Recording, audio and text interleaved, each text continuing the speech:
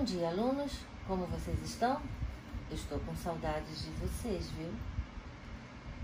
Agora nós vamos falar sobre o tecido conjuntivo. Algumas características.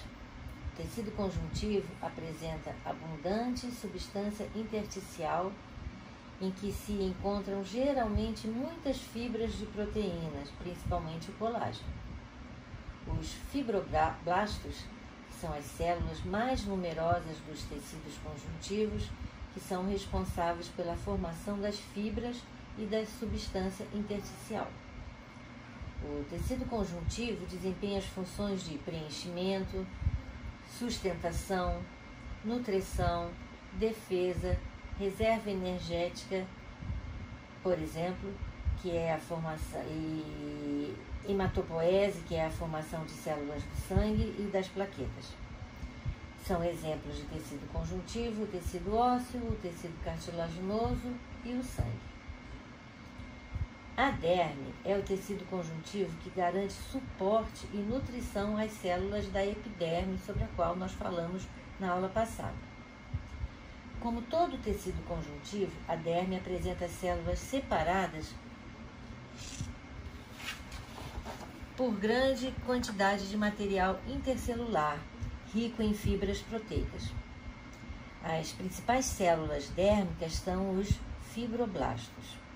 Os fibroblastos produzem fibras proteicas e uma substância gelatinosa que preenche os espaços intracelulares.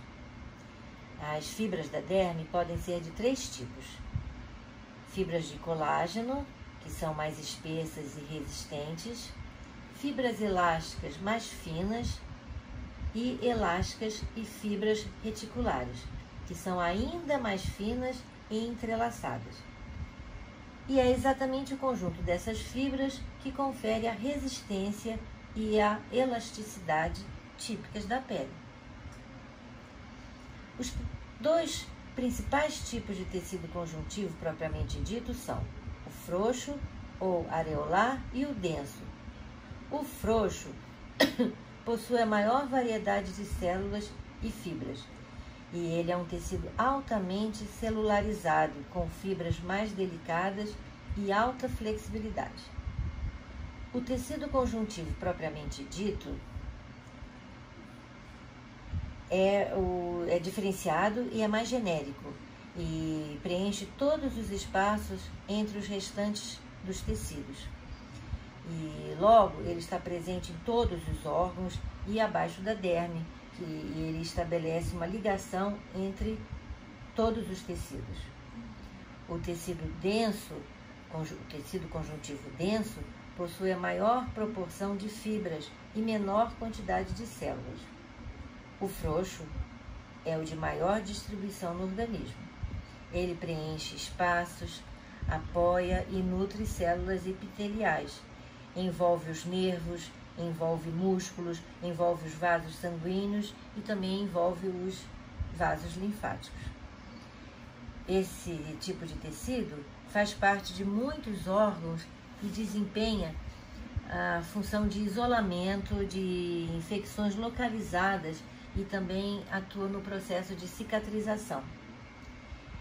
Esse tipo de tecido é encontrado logo abaixo do epitélio. O tecido conjuntivo denso é mais resistente e está presente nos tendões e nos ligamentos. Ele pode formar uma cápsula protetora ao redor de alguns órgãos, como por exemplo o fígado, nos tendões, ligando o músculo ao osso, e nos ligamentos, unindo os ossos entre si.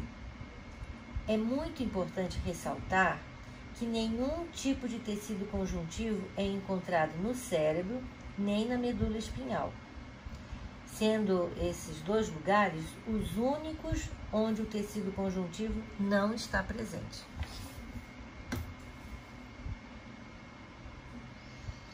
O tecido conjuntivo denso pode ser de dois tipos, modelado ou não modelado. O tecido conjuntivo modelado é o principal componente de tendões e ligamentos. Ele está disposto em feixes paralelos entre si e alinhados aos fibroblastos.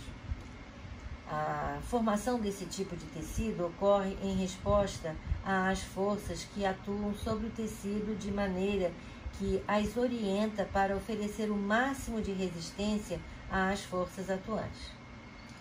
Tendão é uma estrutura cilíndrica ou laminar, definida como a parte anatômica que não contrai e que geralmente fixa o músculo ao osso. Geralmente, eles são estruturas esbranquiçadas ou acinzentadas. São formados por feixes densos e paralelos de colágeno, e com fibroblastos entre eles. E são separados por pouca quantidade de substância fundamental. Os ligamentos também são constituídos por fibras extracelulares paralelas e fibroblastos, mas no caso dos ligamentos, as fibras são menos regulares do que nos tendões. Então, eles estão interpostos entre ossos e, em alguns casos, como na coluna vertebral, que exige algum grau de elasticidade, alguns ligamentos têm maior quantidade de fibras elásticas do que de fibras de colágeno, que resistem a trações em todas as direções. Já o tecido conjuntivo denso, não modelado, forma uma rede de sustentação a atrações de todas as direções e possui fibras entrelaçadas. Constitui a derme da pele, a bainha dos nervos e as cápsulas do baço.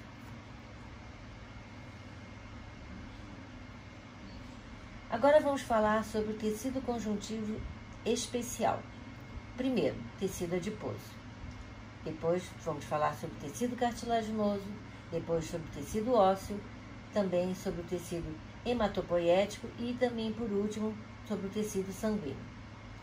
Vamos começar então pelo tecido adiposo, aquele mesmo, aquele que nós tentamos eliminar com muita dificuldade e não conseguimos, né? Brincadeiras à parte, o tecido adiposo se caracteriza por armazenar gorduras em células especializadas, que são denominadas adipócitos. O tecido adiposo apresenta uma grande importância na manutenção de uma fonte de reserva de energia e garante um isolamento térmico. Então, ele tem as funções de sintetizar e armazenar lipídios em forma de gotículas de gordura, proteger os órgãos internos contra choques mecânicos, também tem a função de sustentar os órgãos internos nos lugares certos, né? E como eu falei, é um isolante térmico e é a nossa maior reserva de energia. O tecido adiposo tem origem mesodérmica e modela o nosso corpo. Como eu falei, muitas vezes nós tentamos nos livrar dele através de exercícios físicos, né? Porém, às vezes também é necessário uma dieta alimentar com a adoção de uma alimentação saudável. Boa parte de culpa do acúmulo de gordura na zona abdominal deve-se à herança familiar, mas há outros fatores que desencadeiam o aparecimento de gordura localizada na barriga, que é o estresse. Também a má postura contribui para esse problema. A gordura que se acumula nos órgãos e que pode levar a problemas de saúde, isto é, bem mais sério do que os problemas estéticos, é perdida somente com dieta alimentar ou com lipoaspiração. Na lipoaspiração, as células de gordura são eliminadas definitivamente e por isso a gordura que foi retirada não volta. Bem, isso é que os médicos prometem, né? Mas se você teve algum problema de obesidade, se você tem algum problema de obesidade, nunca faça ditas dietas da moda. Não vá atrás de conselhos de pessoas leigas. Procure sempre um médico ou um nutricionista e um preparador físico. Lembre-se que sua saúde é o que mais importa. De nada adianta ter um corpo bonito para os padrões atuais de beleza se ele não for saudável, porque a beleza passa e é uma questão de moda e de gosto. Saúde deve ser o seu foco, ok? Cuidado com falsas promessas.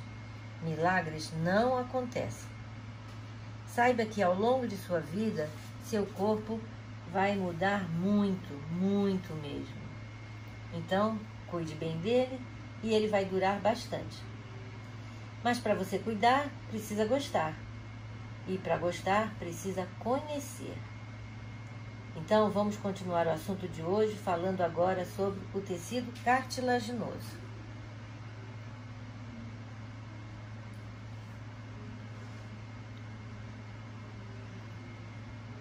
O tecido cartilaginoso, ou podemos falar simplesmente cartilagem, é um tipo de tecido conjuntivo mais rígido e que tem uma cicatrização lenta, porque ele é avascular. Isso é, ele não possui vasos sanguíneos. As cartilagens têm a coloração branca, geralmente, e são aderentes às superfícies articulares dos ossos.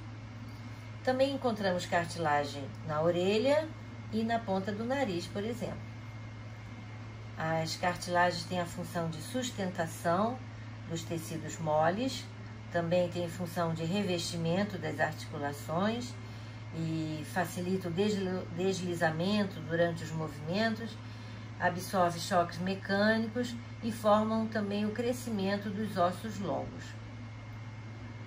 O embrião tem seu esqueleto temporário praticamente totalmente de cartilagem, que será substituído por osso.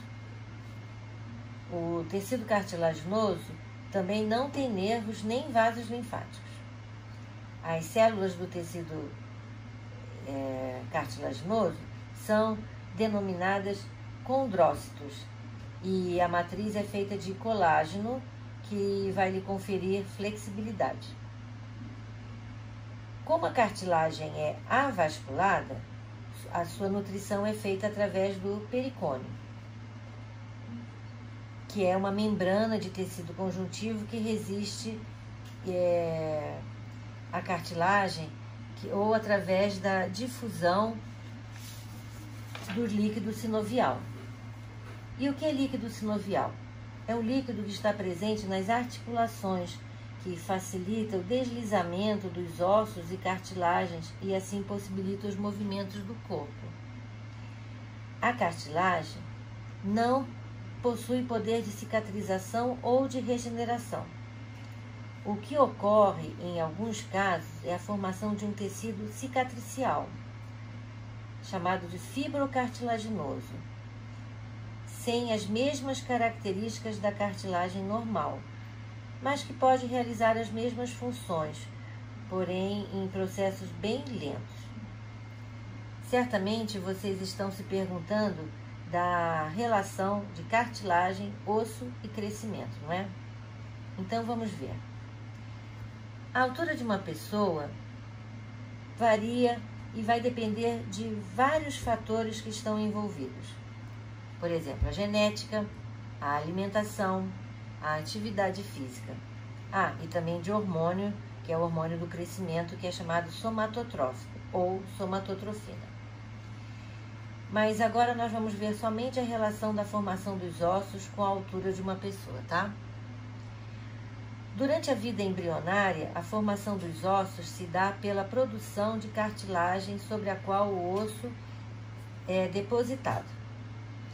Assim que o esqueleto está formado, as extremidades dos ossos ainda possuem cartilagem em continuidade com os ossos. Quando o esqueleto precisa crescer, não há formação de tecido da mesma forma que se deu no início da vida. Agora, é necessário que as cartilagens deem espaços ou sejam substituídas por ossos. Atenção, que eu falei que ocorre uma substituição de cartilagem por osso. Não acontece uma transformação, tá? Muitos alunos pensam que a cartilagem se transforma em osso. Isso não acontece. Acontece uma substituição. Aonde tinha cartilagem, agora terá osso. A cartilagem não se transforma em osso. Ela é substituída pelo osso, tá? Esse fenômeno é chamado de ossificação endocondrial. Então, como há necessidade da cartilagem ser substituída por osso, ele só cresce à medida que existe cartilagem. Se o indivíduo não produz cartilagem na quantidade adequada, seus ossos não vão crescer até o tamanho que deveria. Da mesma forma, se há produção em excesso de cartilagem das extremidades dos ossos, os ossos vão crescer em demasia e a pessoa terá uma estatura acima do normal. A realização de exercícios físicos é recomendada. Por quê? Devido à possibilidade de potencializar o pico de massa óssea. O aumento da massa magra é o fator mais importante para o acúmulo de massa mineral óssea durante o crescimento. O potencial genético para o crescimento pode ser totalmente expresso apenas sobre condições ambientais e alimentares favoráveis, sabendo que a atividade física moderada tem efeitos benéficos sobre o crescimento.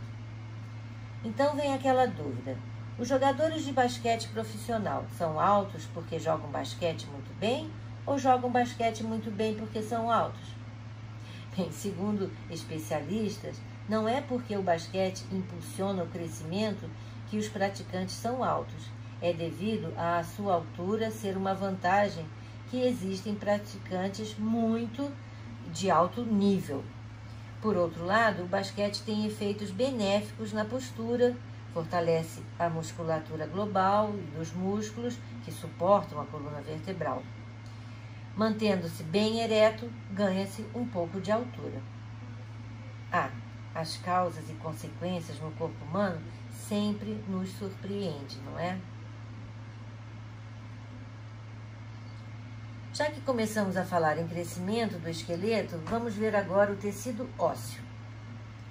O tecido ósseo é um tipo especial de tecido conjuntivo em que a substância intercelular é rígida devido à associação entre fibras de colágeno e cristais de potássio e de cálcio. Cerca de 99% do cálcio do nosso corpo concentra-se no esqueleto e o intercâmbio de cálcio entre os ossos e o sangue é controlado por hormônios que estudaremos no final do ano, lá no capítulo de sistema endócrino. As células que produzem a matriz óssea, composta de fibras e substâncias intercelulares, são os osteoblastos. Os osteoblastos têm longas projeções citoplasmáticas que tocam as matrizes, os osteoblastos vizinhos. À medida que secretam a matriz rígida ao seu redor, os osteoblastos acabam confinados a pequenas câmaras individuais, ligadas a outras apenas pelos canais modelados pelos prolongamentos citoplasmáticos. E quando os osteoblastos amadurecem e se transformam em osteócitos, os prolongamentos celulares se retraem e a célula passa a ocupar a lacuna central. Pelos cananículos modelados, durante a formação da matriz óssea, circulam fluidos provenientes do sangue, trazendo assim os nutrientes e o gás oxigênio do sangue para as células ósseas. Além de osteoblastos e osteócitos, os ossos têm células multinucleadas, os osteoclastos. Essas células, que podem ter de 6 a 50 núcleos, deslocam-se sobre as superfícies ósseas, destruindo áreas lesadas ou envelhecidas do osso, e assim possibilita sua regeneração pela formação de novos osteoblastos e osteoclastos. O tecido ósseo está constantemente se renovando, se remodelando.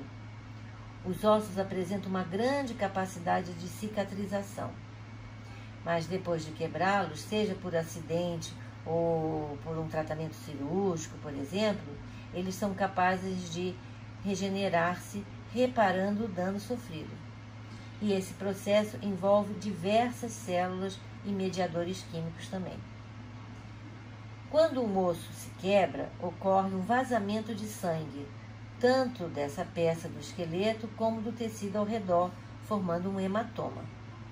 E esse sangue traz substâncias inflamatórias que estimulam as células a se regenerarem.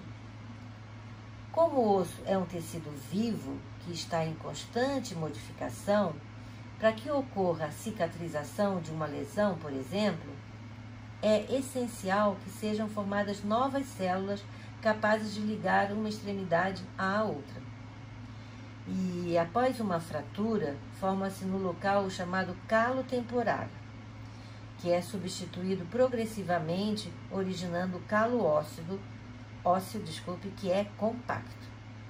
Esse processo pode durar até mesmo 1 ano e vai depender das condições do paciente e também da sua alimentação e, é lógico, da idade. A cicatrização perfeita ocorrerá apenas se houver a aproximação correta das extremidades de uma fratura e deve ser feita algumas vezes por um médico e às vezes, na maioria das vezes, é necessário o uso de tala, né, para manter o osso perfeitamente alinhado e também imobilizado. E geralmente os ossos levam 12 semanas para se regenerarem, em grau significativo. Já os ossos das crianças se regeneram, lógico, muito mais rápido. Alguns fatores interferem negativamente na cicatrização óssea, por exemplo, o tabagismo e o excesso de glicose no sangue. Pode ser necessário o uso de parafuso para fixação, ou placas ou fios de metal para melhor fixação. E é lógico, muita fisioterapia depois. Por isso, cuidados com os ossos são fundamentais para uma vida plena. Ao longo da vida, nossos ossos podem se tornar frágeis e quebradiços, porque o corpo absorve constantemente e substitui o tecido ósseo. Neste caso, nós falamos em osteoporose, que é quando a nova criação óssea não acompanha a remoção da camada óssea anterior. O tratamento é feito por meio de modificações nos hábitos alimentares e no uso de suplementos. A osteoporose é mais comum em mulheres acima de 45 anos. Ganhamos massa óssea até os 20 anos e perdemos com maior velocidade após os 40. O desequilíbrio que acontece nas mulheres ocorre por causa causas hormonais que acompanham a menopausa, né? Onde ocorre uma perda acentuada de estrógeno, que é um hormônio muito importante para a fixação do cálcio nos ossos. Já nos homens, o esqueleto se mantém quase intacto até os 40 anos por causa da testosterona, porque ela barra o desgaste dos ossos e, ao contrário das mulheres, suas taxas caem pouco a pouco. É verdade que o tabagismo acentua a perda óssea, mas a causa principal de osteoporose são carências de vitamina D, sedentarismo e predisposição genética também. Os ossos estão envolvidos por tecido conjuntivo que constitui o periósteo e é onde há também células mesenquitematosas capazes de gerar novos osteoblastos. Essas células são, na verdade, células tronco ósseas que permitem a contínua reconstituição e a reparação das fraturas ósseas. Uma pessoa adulta tem 206 ossos responsáveis por cerca de 14% de sua massa corporal. O nosso maior osso é o fêmur, que é o osso da coxa e que tem cerca de 45 centímetros de comprimento.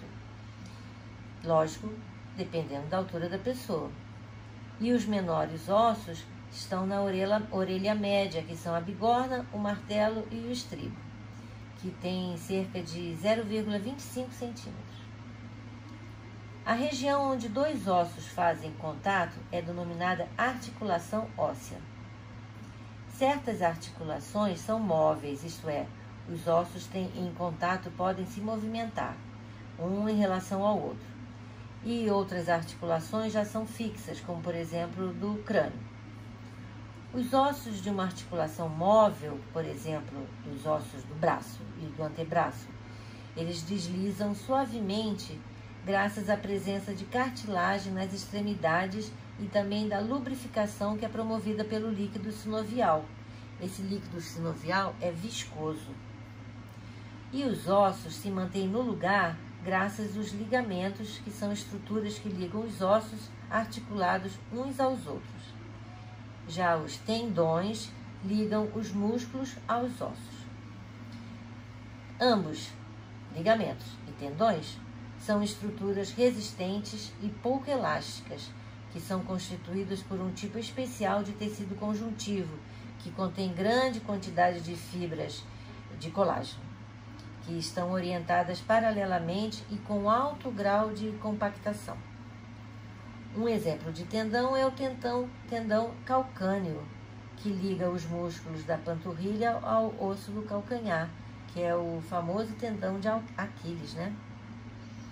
No esqueleto, pode ser dividido em esqueleto axial, constituído pelos ossos da cabeça e do tronco, e esqueleto apendicular, que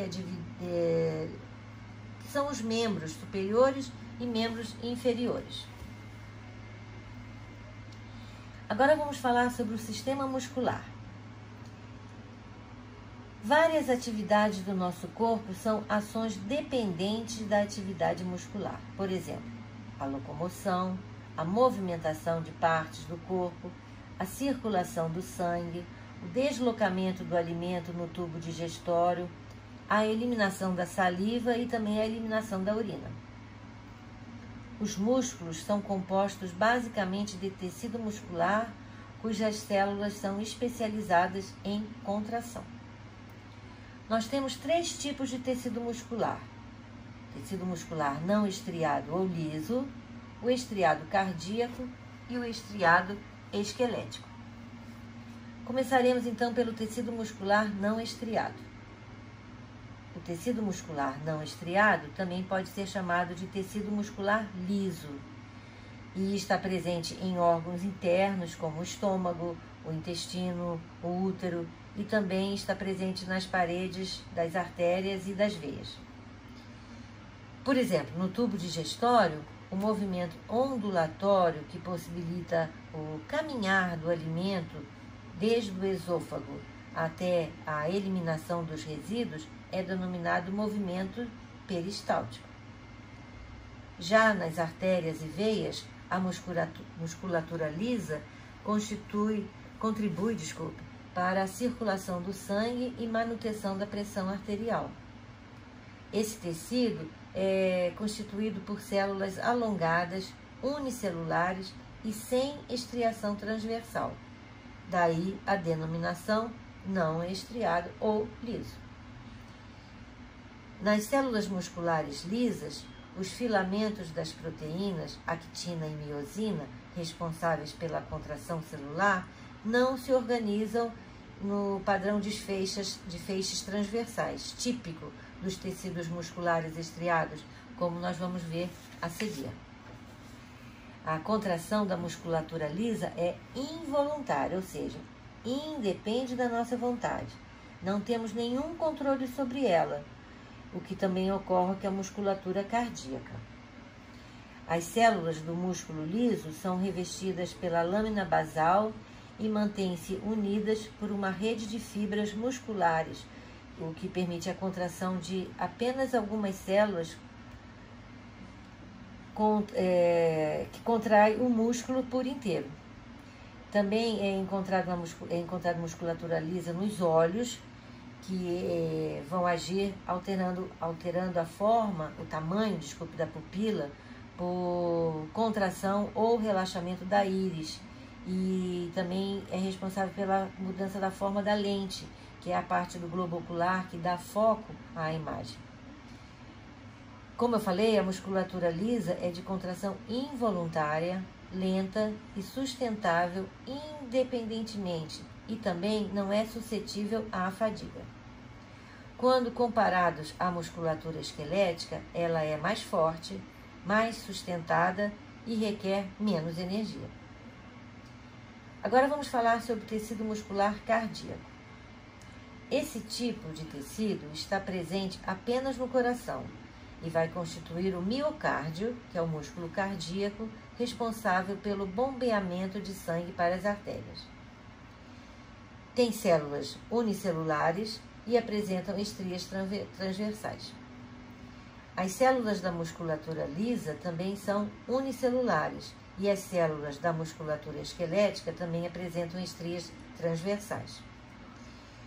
As células musculares cardíacas conectam-se umas às outras por meio de especializações da membrana plasmática, denominadas discos intercalares.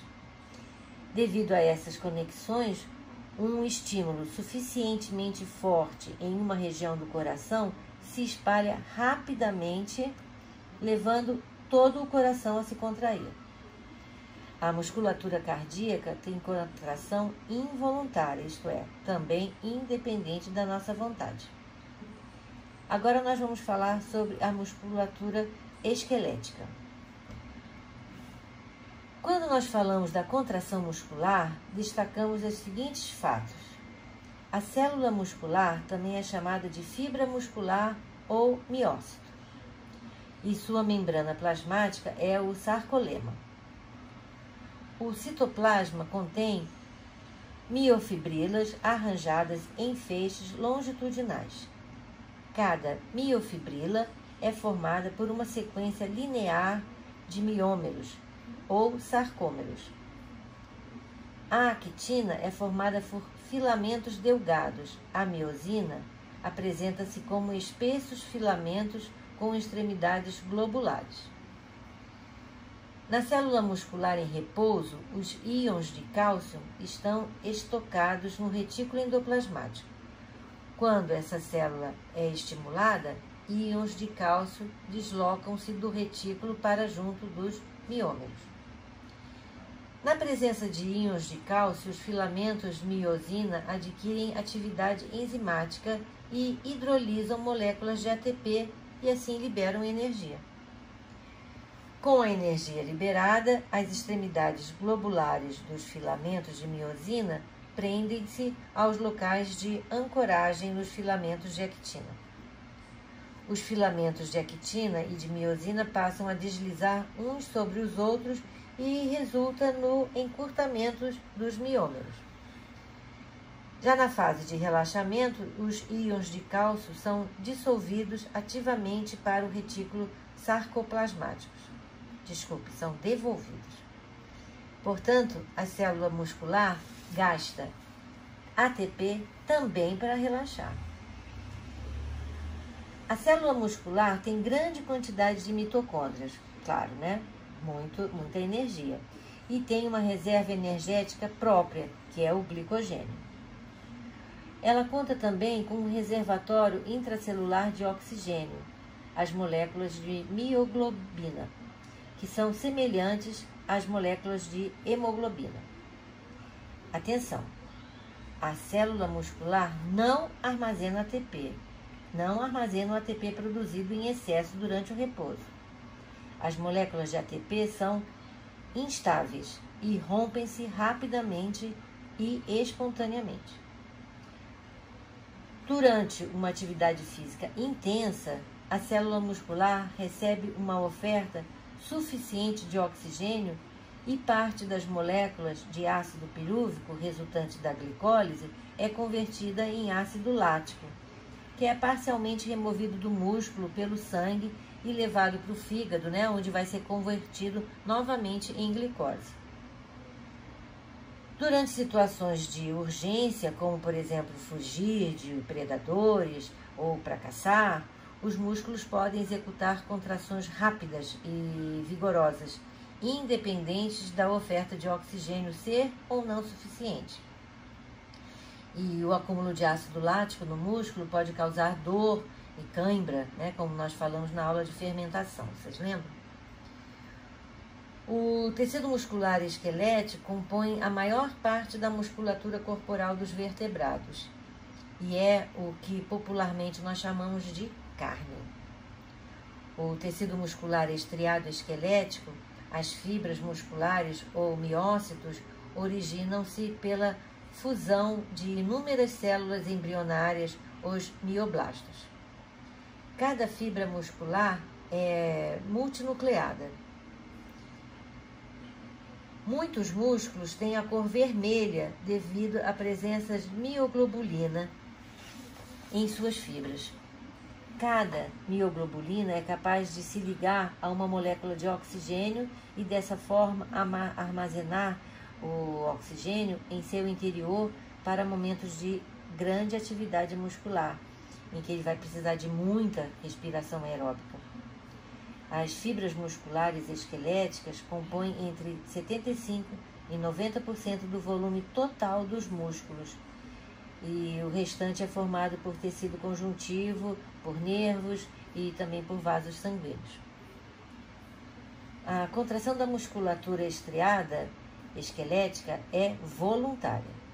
A contração de uma fibra esquelética é desencadeada pela transmissão nervosa que é associada a cada fibra muscular. O estímulo nervoso se propaga para o interior da fibra estriada e provoca a liberação de íons de cálcio. O estoque de ATP disponível na célula muscular é suficiente para manter a contração por apenas meio segundo.